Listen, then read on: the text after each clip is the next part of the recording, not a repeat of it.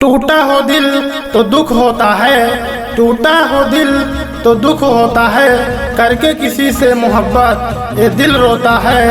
दर्द का एहसास तो तब होता है, दर्द का एहसास तो तब होता है जब किसी से मोहब्बत हो और उसके दिल में कोई और होता है।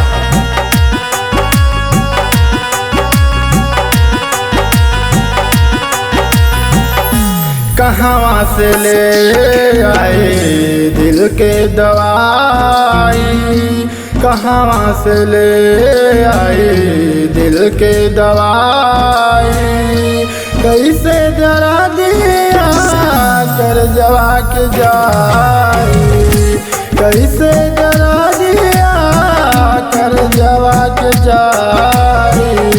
सहल सहालना सनम से जुदाई, सहल सहालना सनम से जुदाई, कैसे जरा दिया कर जवा के जाए, कहाँ से ले आए।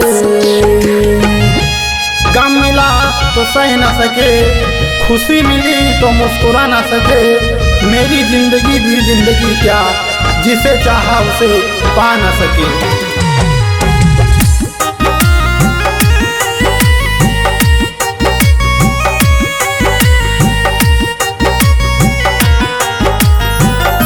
कबहू न साथ छोड़बू सब ये कहेला, दीवाना बना के लोग मुँह मोड़ लेला। कबहू न साथ छोड़बू सब ये कहेला, दीवाना बना के लोग मुँह मोड़ लेला।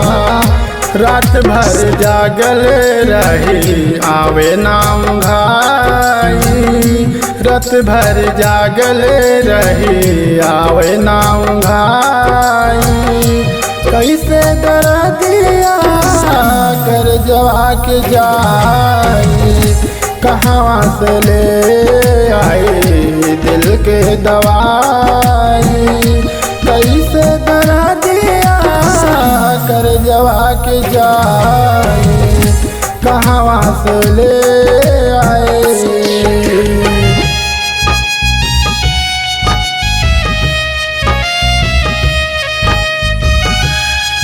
अभी आप सुन रहे हैं दिनेश म्यूजिक लगा हुआ की शानदार प्रस्तुति।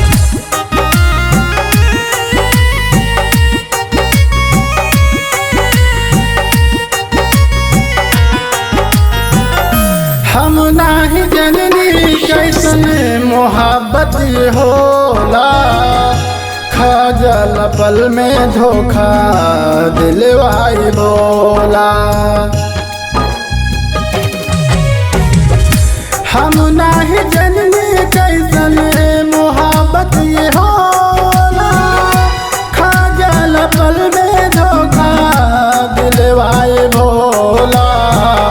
मनोज दिनेश को दहली नैनवा रोवाई, मनोज दिनेश को दहली नैनवा रोवाई, कैसे डरा दिया कर जवा के जाए, कहाँ से ले आए दिल के दवाई, कैसे डरा दिया कर जवा के जाए, कहाँ से ले